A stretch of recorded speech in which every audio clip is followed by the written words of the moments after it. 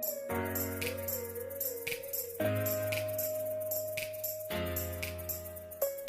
jadi hari ini kami diberi kesempatan oleh Aiman ya untuk menjelaskan kepada masyarakat apa yang sebenarnya terjadi di dalam GRIP sendiri ya, terus terkait persepsi-persepsi atau opini-opini yang dibangun di masyarakat selama ini.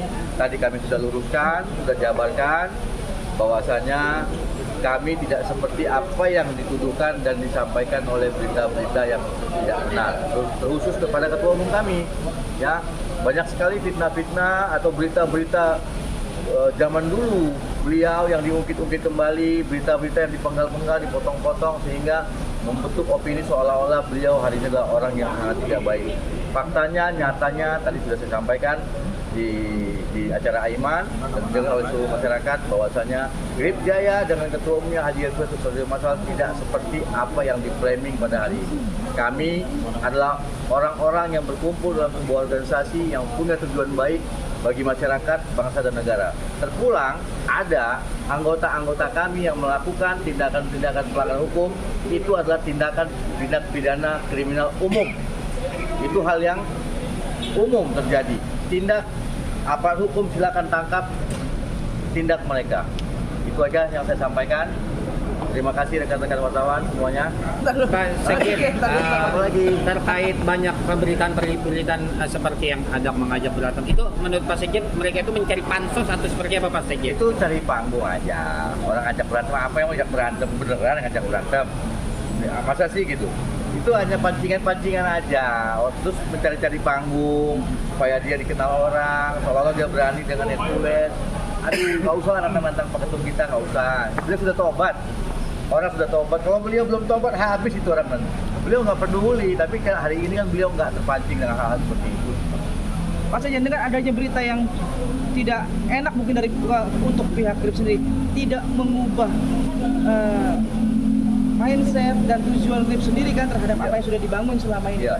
Iya. Seperti itu nggak? Iya, kami tadi sudah menjelaskan kepada publik. Kami sudah menjelaskan apa visi misi kami, apa yang sebenarnya sedang kami jalankan, apakah benar kami seperti yang dituduhkan.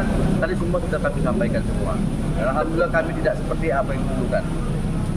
Pro kontranya Sekjen di tengah masyarakat gimana Sekjen? Terkait Yang isu ini sendiri, apalagi kan mengarahnya ke Ormas Pak Ketum sendiri ya, kan? pro kontra itu kan ada orang-orang yang terprovokasi atau terhasut ya dengan berita-berita yang tidak benar. Nah, itu kan tadi kami sudah luruskan. Mudah-mudahan dengan apa yang kami berikan kepada masyarakat, informasi kepada masyarakat pada hari ini, mudah-mudahan menjadi selesai kasus ini dan masyarakat bisa mengetahui fakta-fakta yang sebenarnya. Harus berimbang. Berita itu harus berimbang.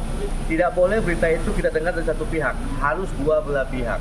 Kita harus buktikan, tuduhan harus ada bukti, kan gitu. Setiap orang dituduh harus bukti, yang menuduh harus membuktikan, bukan yang dituduh membuktikan, tapi yang menuduh harus membuktikan orang yang dituduhnya. Oke? Pak Sekjen, terkait masih ada oknum-oknum dari Ormas GRIP sendiri yang bandel gitu, ada tindakan apa mungkin dari? Kalau GRIP jelas, kami pecat. Kami pecat. Bahkan ketika dia polisi belum menangkap pun, kalau kami sudah ketahui kami pecat, kami keluarin. Kami dengan kejadian ini alhamdulillah Satgas Premanisme membantu kami bersih-bersih diri. Jadi anggota kami yang bandel Pak, yang tangkap aja Pak. Terima kasih kami dibantu dari sini. Berarti dengan adanya Satgas ini setuju berdirinya Satgas? Setuju dong, itu kan program pemerintah Pak Prabowo. Oh iya pasti dong, GRIP Jaya garda terdepan mendukung program Pak Prabowo apapun termasuk pemberantasan premanisme. Kami mendukung dan kami terbantu.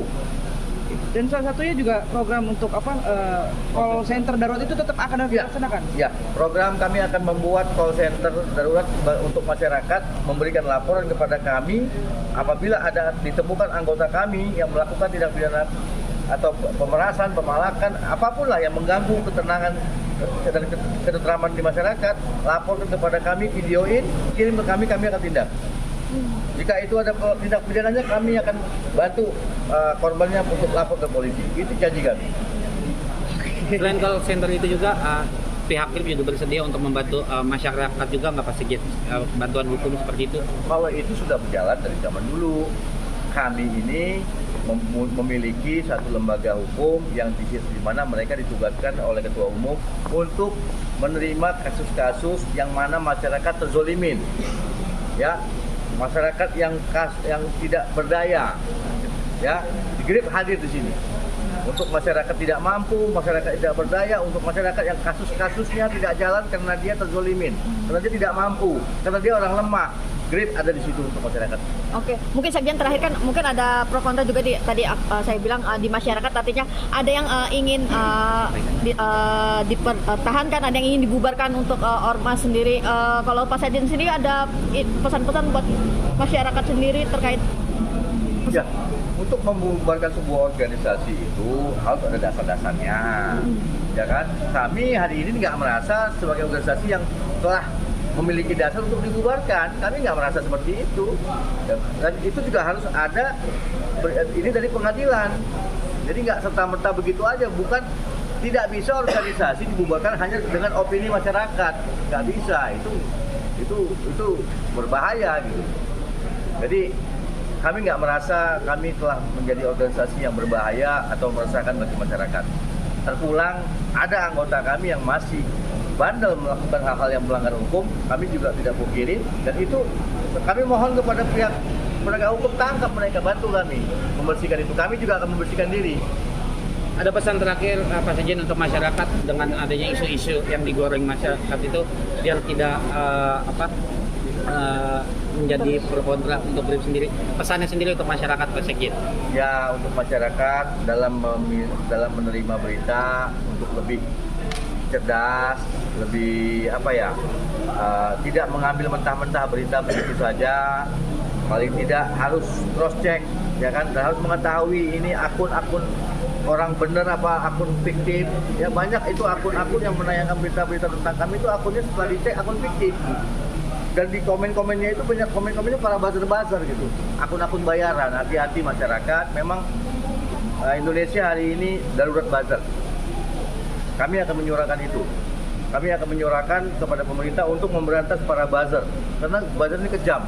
Bisa membunuh karakter seseorang, bisa membunuh karakter lembaga, apapun mereka bisa bunuh dengan cara-cara mereka. Ini berbahaya.